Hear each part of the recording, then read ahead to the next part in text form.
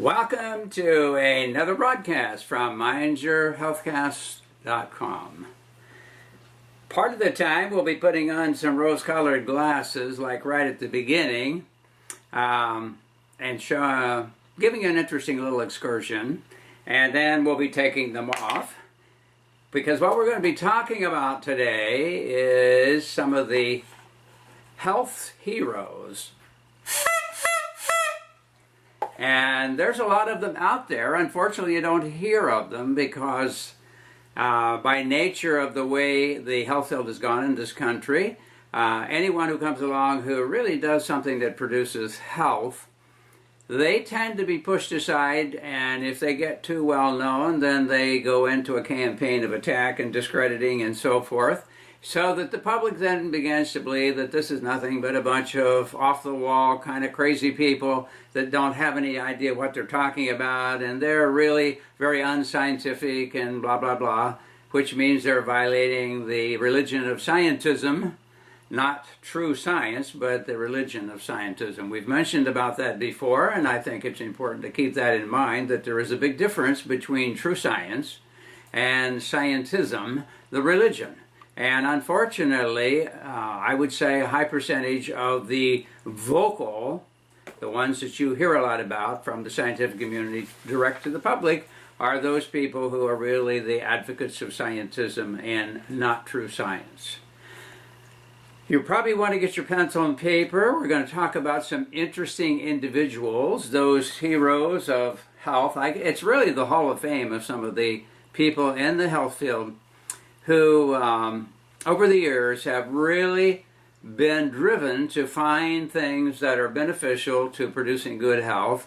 And when they, in many cases, were physicians, became physicians, they ended up really being dedicated to getting people well. Not like many of our modern doctors today, unfortunately, not all, but many have gone into the field of medicine as a profession to make a lot of money. I remember when all this took place as I was growing up. It was somewhere around the 50s, I would say, that medicine was on the upswing, modern medicine as we know it. And by the 60s, they had started to acquire a lot of technology and were able to make a really good appearance. And pretty soon, they had people convinced that they had it all in hand, that it was only a matter of time until they had everything solved and they would be the masters of health. Unfortunately, as you've probably noticed over the years, this isn't the case. Everything is basically worse than it was, more severe, more costly to deal with, and now more often leading to degenerative conditions that lead to organ removal and transplants and things of that nature. Now, we've gotten into that before and talked a lot about it. There's always new things coming out about it, and at some point we're going to do a recap type of broadcast where we kind of update you on some of the things that's happened in the world of immunizations and vaccinations and organ transplants, in directions that medicine has been going, drug-wise, and you name it. We're going to update some of that to kind of give you a feel where we are today. Now, I really have titled this Health Hall of Fame versus Merchants of Disaster, because that's really what it's gotten down to. The people we're going to talk about primarily are the real innovators. These are people that had really discovered something worthwhile about our state of health or the cause of decline of health and or ways of determining whether you're healthy or not. These are people that not only did they get into these areas, but they were able to help a tremendous amount of people. And unfortunately, many of them were harassed and hounded and discredited, etc., because what they advocated was going to cause a tremendous financial loss to the modern system of medicine, especially the pharmaceuticals, And they couldn't have that. It's not the way to go if you want to keep your business going well. So being protective of their business, what I call the medical industry, they have seen fit to kind of push these people into the background and make it sound like they were kind of crazy, off the wall, didn't know what they were talking about, they were frauds, they were doing it for their own self-interest, they wanted to con people, and instead of looking at all the people that were helped with what they were doing, and many times at little or no cost to the patients, they didn't take that into consideration. That didn't come out in the public declarations that were made about those people. So anyhow, some of these you will probably have never heard of, and only if you did, probably that along the way, I have mentioned them in my broadcasts. Now, I ran across an interesting little, I guess you would call it a very, very brief synopsis of our state. Now, the person who wrote this, the place I found it, it's called The American Death Ceremony. That was the name of it. The author of this humorous piece has been lost to history, and it's a pity. Because I know just from hearing the things that are mentioned in here, this is a person who's been around for many years, and I'm sure they've watched the transition, not necessarily for the better, but they've watched the transition as it's taken place. And I know that by some things that they mention. So I'm going to just read it to you. It's not very long.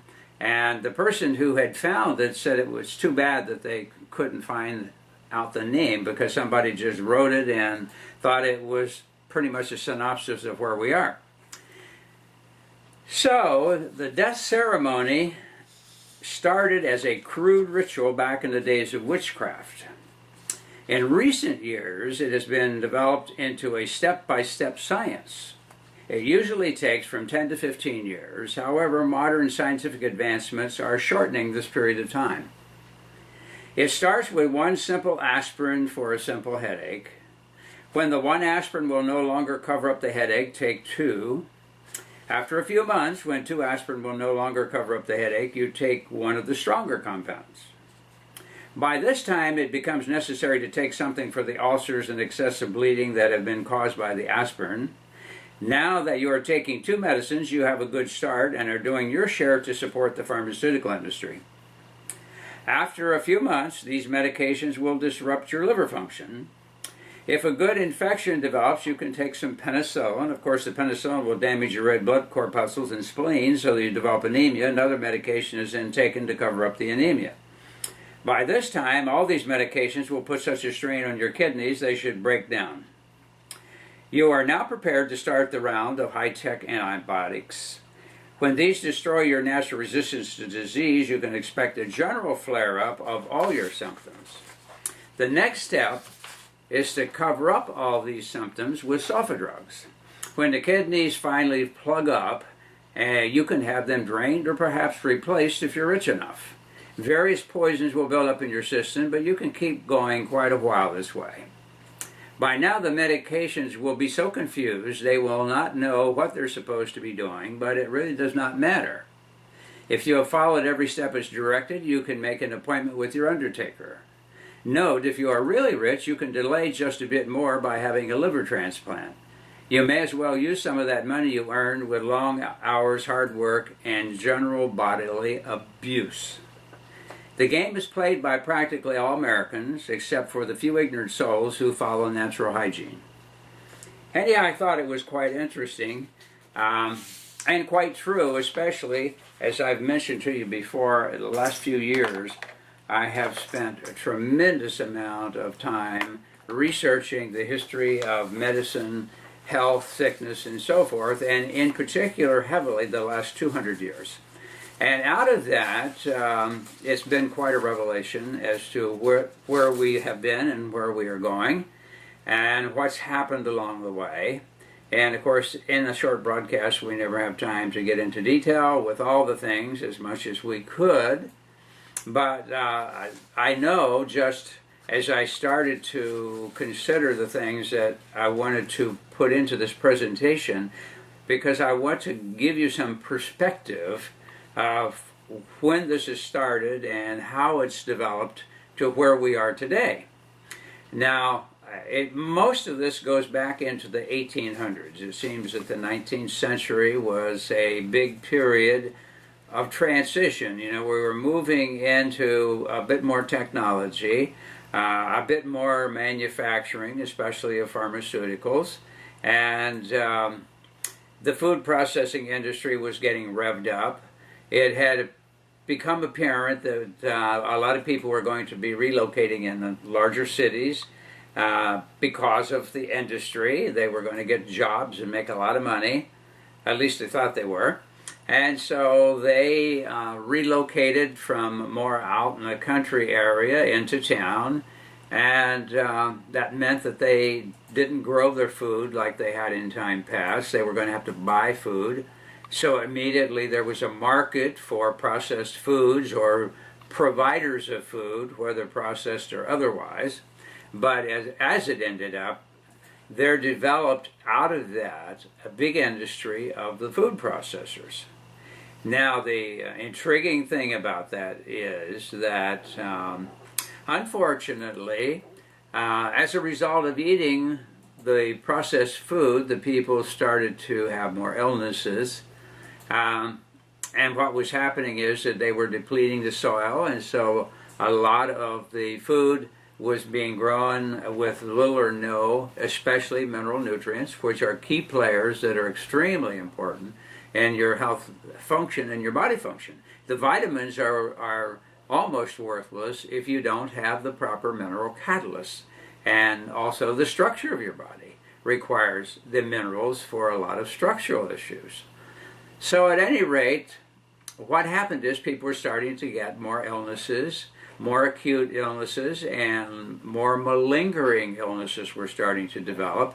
And during that period of time, that's when cardiovascular illness started to come up as a big problem. Now, it had not been previous to that. The old medical books previous to that did not have cardiovascular problems as an issue because it didn't exist.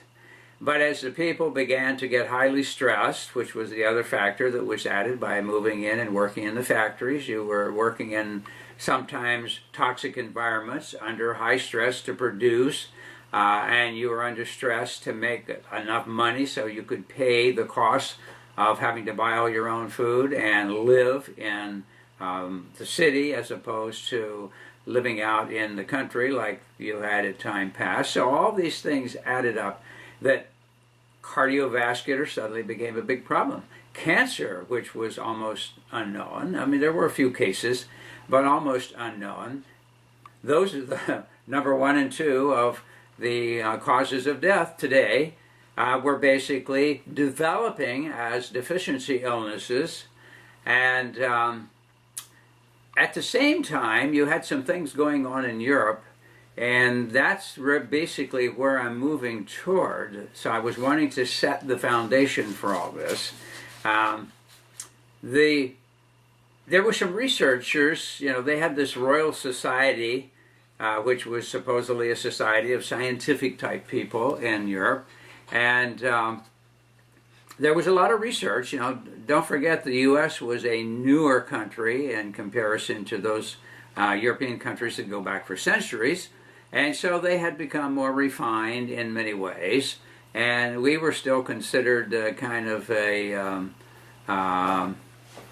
adolescents who were still kind of playing the bullying game and all that. At least that's what was told to me by a British individual that I was talking to on a trip to England. I said, how do the people in Great Britain look at the U.S.? And they said, we look at them as kind of adolescent bullies that haven't grown up yet. And so at any rate, they were doing a lot of research, and so you had this guy, which almost everyone I'm sure has heard of if you've gone to any school program at all and you've taken any science classes, biology or whatever, or anything to do with medicine. I'm sure you've heard the name Louis Pasteur. His name has become synonymous with the germ theory of disease and vaccinations and so forth. And so he's been touted as a hero of modern medicine. Now, there's some ironies about that, because I was taught the same thing, but then as I started to go back and look at the history of Pasteur that doesn't get put out to the public, not that it's not available, it's just you don't talk the bad side of somebody that you put up as a hero. So at any rate, Pasteur, to begin with, was not a doctor. Pasteur happened to have been a chemist, and people who were trained in chemistry really weren't trained in medicine or pathology or anatomy and physiology. In other words, they don't know too much about the body and the function of the body. Basically, he was more into the chemical side. However, he was also an individual, from what I can find out, that was kind of driven to become very successful, make a lot of money. And so there were some various issues, and we're not even going to take the time to get into them, that were up for research at that point, had to do with fermentation and bacteria fermentation and things of that nature. So consequently, he was trying to figure out what causes fermentation and some things related to that. And at the same time that was happening with Pasteur, there was another individual which you don't ever hear of, which I never heard of until I started doing the digging, whose name was Antoine Béchamp. And Antoine Béchamp was a physician. He was trained in medicine, he was trained in research, and he likewise was doing a lot of research and happened to get into the same idea about fermentation. And he was a very meticulous researcher. As far as I can see, I don't know that Pasteur had much training in research, if at all. But he was more of the practical guy who was figuring out how can I cash in on this, or how can I make some money from it. So a couple of big things came out. One was that the whole concept of disease.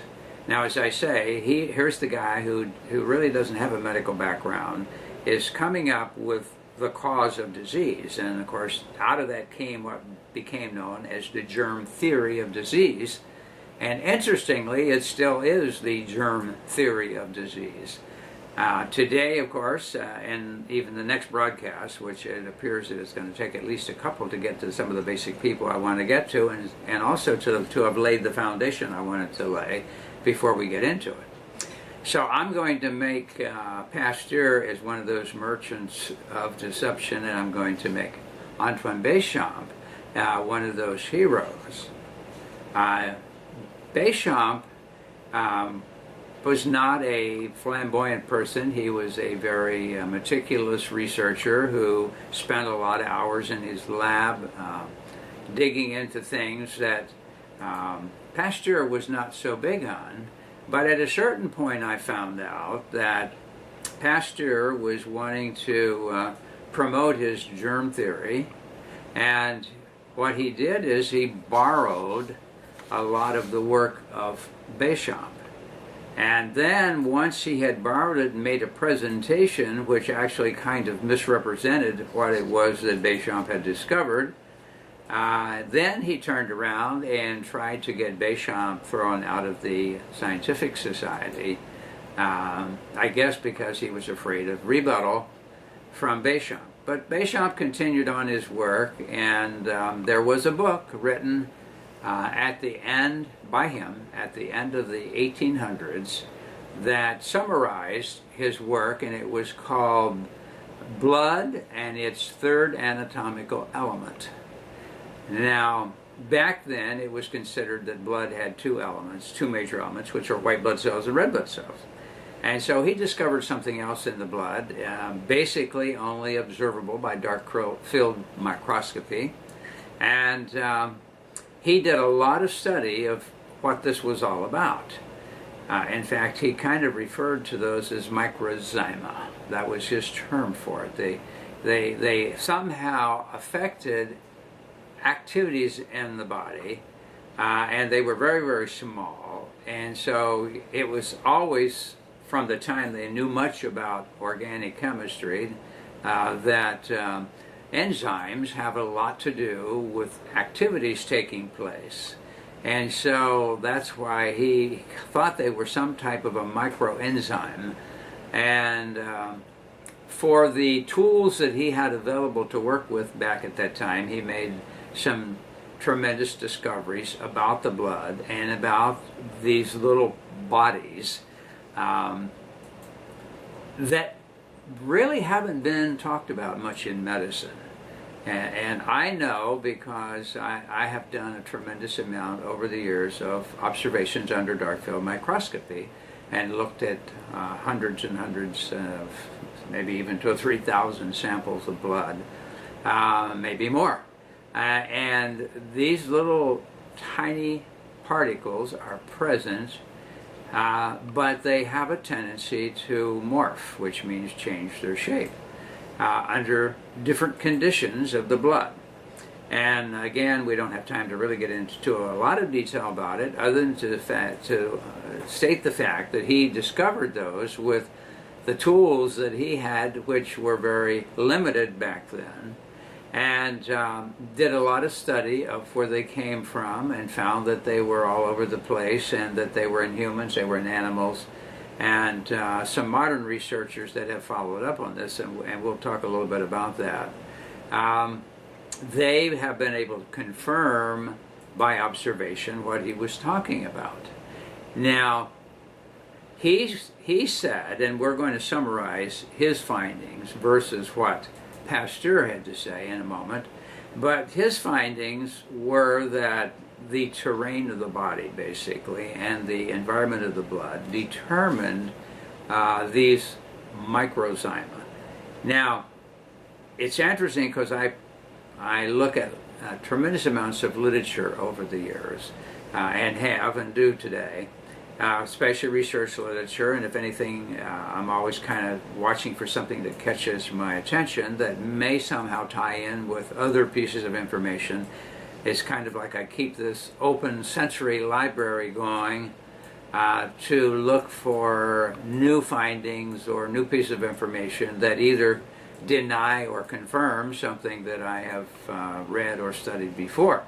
And so it was actually an article in Scientific American written by a researcher that took blood and spun it down in an extremely high-speed centrifuge. Now, if you know what a centrifuge is, it's a unit with a very high-speed motor and a holder that holds little tubes of liquids that you put in, and when you run that for a while at extremely high speed, it will separate what's in that fluid into layers based on weight.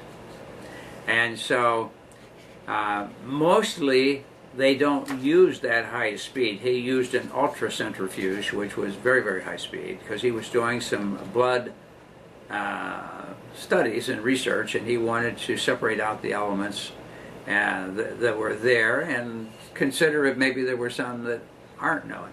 Well, he ran across a layer that he'd never seen before, and when he took them out, they had some of the activity or appearance of a cell, and they had modified Krebs cycles. And I don't know if you know what a Krebs cycle. We talked about the mitochondria of the cell that make energy.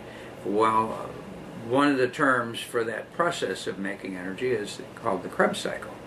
And the Krebs cycle was named for the doctor who actually uncovered all the information to put it together into a understandable concept.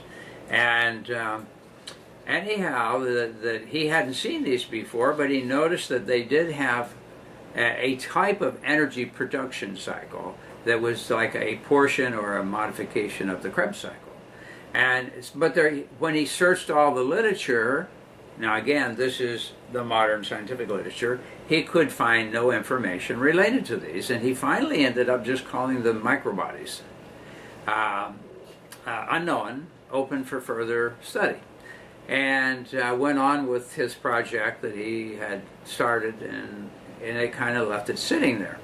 Now, I know that those are the same things that you can see in the dark field microscope, but hardly anybody does microscopy anymore. Doctors, you know, it used to be a standard tool of a doctor, and they did spend a lot of hours on a microscope. But in today's world, you don't need to do that because that's more for research, number one, and the doctors don't have time to take samples and mount them on slides and spend time observing a sample of blood, which could take anywhere from a few minutes to a half hour to an hour, depending. And if you wanted to see how the blood transitioned as it sat there, as it aged, the sample, you see a lot of things happen to it. But if you don't know that and you're not using dark field, most of that stuff you're going to miss. The process of drying and staining that is normally done by medicine with bright field microscopy.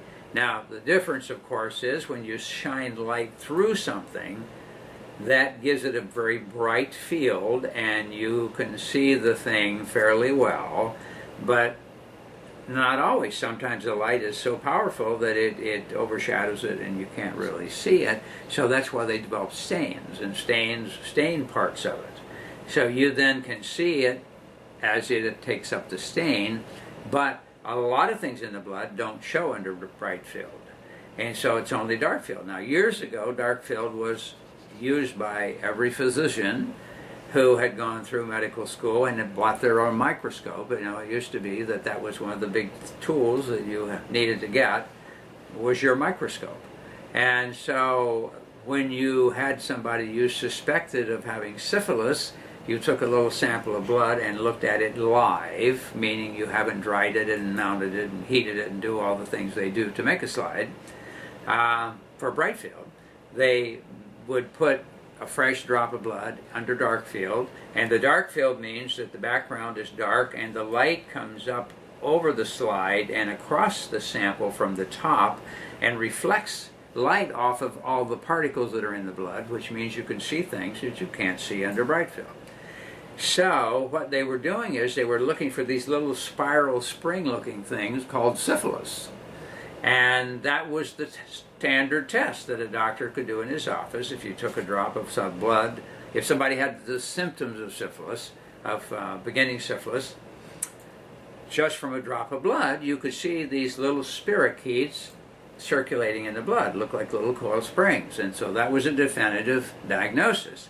Now, originally, the only treatment medicine had was a mercury compound, and they finally quit using it because they were killing people with the mercury.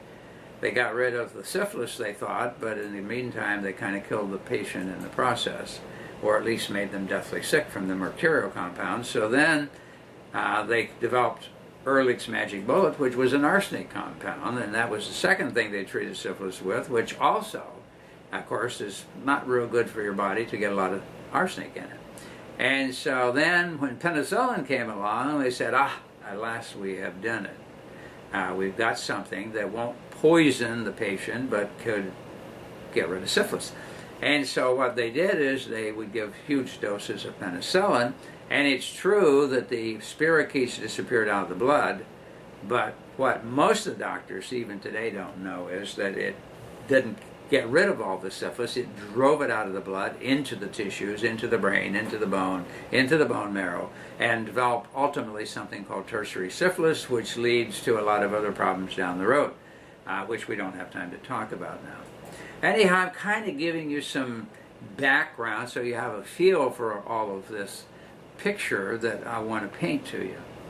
So in any case, we had this thing going on between Pasteur and Béchamp, and this book is still available. Actually, a group of doctors down in Australia located one of the copies of Béchamp's book, Blood and its Third Anatomical Element, and they reprinted it. So usually you can find it on Amazon, and it's a good book to read because he kind of takes you through his research and some of his conclusions based on these little microbodies, or microzyma as he referred to them. And you'll find it interesting where he went with all this. Now, as I say, in the meantime, here is Pasteur. He's out pushing that germs cause illness, and therefore each germ creates a type of illness, and it was called the one germ, one illness issue. And it was very easy to sell the public on this. So then medicine would, of course, say, well, here's your problem. You've got this germ, and we just need to kill the germ. And so that was hard for a long time to find something to kill germs, and it still is. They want to kill off these bacterioforms that are in your throat and your ear and your lungs and your bowel tract and so forth. And so they finally discovered penicillin. In fact, it was Fleming that was his name, and it was by a quirk that he discovered that penicillin actually was detrimental to certain types of bacterioforms. Because in Petri dishes, he was growing, in bacteriology, you have a little dish with a growth medium called an agar solution. Well, there's different combinations depending on what you're looking for, because different bacteria have preferences for different types of food.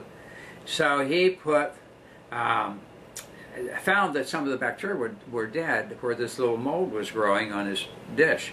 And of course, the mold was a mold called penicillium, with an M, ends with an M, penicillium. And he got to studying it, and he isolated what it was, and he found that in fact this would kill certain bacterioforms because it inhibited the synthesis of their cell walls, and with faulty cell walls they would not live very long, and you would stop the growth of bacteria by a lot of penicillium mold. Over time they extracted it, they did tests, they found that it didn't quite kill people to take it, and only bacteria. Now that doesn't mean it didn't harm people, but at least it wasn't killing them, especially like the arsenic and the mercury was. So then this was the great discovery, and this was the thing that really sold medicine to the public, and the world public actually, was this discovery of penicillium. So anyhow, here we have this nice neat theory by Pasteur that these little germs cause a disease, and then here we have medicine accepting that as a fact. Now, even though it's still considered the germ theory of disease, they accepted it as a fact. Everybody accepts it as a fact, pretty much, unless they know a lot more. And now we've got the cure. The cure is that we're going to kill these bacterioforms with this penicillin, which they named the penicillium mold that they got and made the extract from. They called the extract ended up being called penicillin as opposed to penicillium, the mold. So they thought it's great. Look, we've got it made. We've got the answer. And I remember when penicillin came on the market, and this writer of this American Death Ceremony mentioned penicillin, and then later the sulfadrug. And of course, I remember when both of them came on the market, started right after World War II. They had developed sulfadrugs for the military, and they released them on the market after World War II ended. And then a few years after that, a very few years, they came up with penicillin. So those became the two biggies. And penicillin, of course, became the magic. I mean, no matter what happened to you, and I remember my family doctor when I was real young, once penicillin was on the market, I don't care what you went there for, you got a shot of penicillin. And that became the standard for everything, and they continued to do that until all of a sudden one day some of the patients who got a big injection of penicillin broke out in a terrible rash all over, and they were itching, and their throat was swollen, they could hardly swallow, and all of a sudden they realized, uh-oh, people are developing a resistance or an allergic reaction to this penicillin. And then, of course, not too long after that, they realized that these bacterioforms they were trying to kill off with the penicillin also developed resistance, and it wasn't as effective. But in light of all that, then they started developing other types of, quote, antibiotics, because everybody by then knew that the germ was the cause. And therefore, all we had to do was have the right weaponry to get rid of these germs. And if we kill all those germs, everybody's going to be great. In fact, they became so confident in that in 1968, the then Surgeon General, whose name was Seward, I believe it was, went before the U.S. Congress and said, gentlemen, you can close the books on infectious diseases. We have enough antibiotics of every kind for every kind of illness, so pretty soon it will be non-existent. Of course, as we found out since then, that was one of the great understatements of the century, was that it was going to get rid of everything. Well, it didn't. Not only did it not get rid of things, but things got worse. And there's a reason for that, and we don't have time today to get into all the reason, but I was just going to show you. Now, as I say, this is the beginning of this big change between true medicine, in my mind, and the chemical, pharmaceutical industry medicine that developed out of all of this. And because Pasteur was the guy who introduced it, he became the hero of regular medicine, and he became the hero of the antibiotic business and so forth. But this writer has kind of summed up the difference between the two, and I thought you might find it interesting. And it's called the germ theory, in parenthesis Pasteur, versus the cellular theory, Béchamp. And so number one, under the germ theory, diseases arise from microorganisms outside the body. Now, the cellular theory by Béchamp, diseases arise from microorganisms within the cells of the body. Now, what he's saying is that there's something wrong in the cell, and that he began to think that these little microorganisms that he was able to observe with the microscope were inside cells. They weren't just in the blood and the fluids of the body, they were actually inside cells. And maybe next time in the next broadcast we'll talk a little bit more about the microzymas, and in fact we will, because I want to introduce some other people who have carried this farther, and it's quite fascinating. Okay, the Pasteur said microorganisms are generally to be guarded against. Béchamp said these intracellular microorganisms normally function to build and assist in the metabolic processes of the body, which is true. They do in fact do that. And I'll tell you where I am in a bit disagreement with Béchamp on a conclusion, not on what he observed, but on a conclusion. And Pasteur says the function of microorganisms is constant. And Béchamp says that the function of these organisms changes to assist in the catabolic or disintegration process of the host organism when the organism dies or is injured, which may be chemical as well as mechanical. So he said they carry out a much broader function, and they actually assist. If something's going to die, they assist in that process. And maybe I'll throw you some more information about that along the way, the way this whole thing works. Now, this all comes out of Béchamp, and as I say, it's pretty much all of his observations were accurate. I just think one of the conclusions he drew was because he still was left with an issue that he didn't quite know what to do with, and I think that's why he drew the conclusion he drew. Okay, Pasteur says the shapes and colors of microorganisms are constant. Béchamp says microorganisms change their shapes and colors to reflect the medium. Pasteur, again, every disease associated with a particular microorganism. Now, here we get the one germ, one disease concept, and medicine has thrived on that, and people have bought it. In some respects, there's a certain reasonableness and simplicity with it. Oh, well, we just know that a bug caused it, and if we kill the bug, we're going to be okay. And I mean, that's pretty easy to sell and pretty easy to understand. So it was an easy sell. Now, unfortunately, that's not quite accurate. So Béchamp says every disease is associated with a particular condition.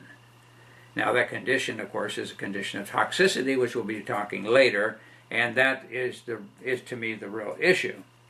Pasteur says microorganisms are primary causal agents. In other words, this is the cause of all the problems. And Béchamp says microorganisms become pathogenic as the health of the host organism deteriorates. Hence, the condition of the host organism is the primary causal agent. His second statement is very accurate. The condition of the host organism is the primary causal agent. He thinks somehow these little microzyma become pathogenic because of the change in the terrain of the body. But I personally don't believe they ever become pathogenic. I think they do what they always do, is they help protect the body, and when it becomes evident that the body is finished, they help disintegrate the body back to the dust.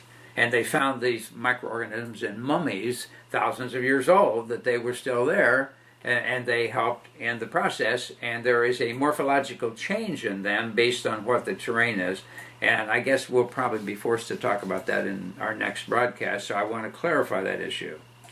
Okay, also then, Pasteur says disease can strike anybody, and Béchamp says disease is built by unhealthy conditions.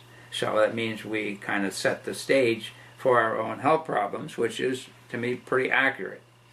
And Pasteur finally said to prevent disease, we have to build defenses. And Béchamp said to prevent disease, we merely create health. It sounds pretty simple and a lot less expensive than the other process that Pasteur, but now keep in mind, Pasteur always had in mind making a lot of money, which he did, out of his concept. So that last statement, to prevent disease, we have to build defenses, is when he got into the vaccinations, and that led to its own bucket of worms, which we'll be talking about a little bit more as we progress. I see our time has expired, as usual. I hope I've laid a bit of foundation to show you where the big split came, which was between germ theory of disease versus really toxicity of the body as a cause of disease. And it was from that, the people who used the germ theory, it was so much simpler because, you just told your patient, do whatever you want, eat whatever you want, live however you want. If you get sick, we're going to give you the magic bullet to get rid of it. So, wow, that's very easy. The other one says, hey, you got to be responsible for your body, and you got to make sure that you eat decent food, and you got to make sure that you keep your body clean and keep your stress down and all these things if you want to be healthy. And so that runs counter to the comfortable life and the convenient life. And so it was easy sell for Pasteur and his ideas versus Béchamp. So we hope you go to our webcast site, mindyourhealthcast.com, and look through the pages there, and pretty much all the books we mention on here we will have listed there, and you will find some other interesting information, and as we have time we add more to it. I'm thinking that we're coming up to the point that it's getting close to time for a major website change, so kind of be looking for that. We'll be calling it the same thing, but we'll give it a facelift and reorganize it and get some more things in there. At any rate, if you want to hear a little bit more about these, the Health Hall of Fame versus the Merchants of Disaster, tune in to our next broadcast. We look forward to getting your comments. We've been getting some more and more comments from people, and people signing up to be notified. And it's nice to hear from you. Generally, I think pretty much all of the comments we've had have been positive. I know I tend to talk a lot sometimes, and sometimes we cut a little deeper than we probably should, and so you may not get a full understanding of what we're talking about. At any rate, we look forward to seeing you at our next broadcast, so in the meantime, be healthy.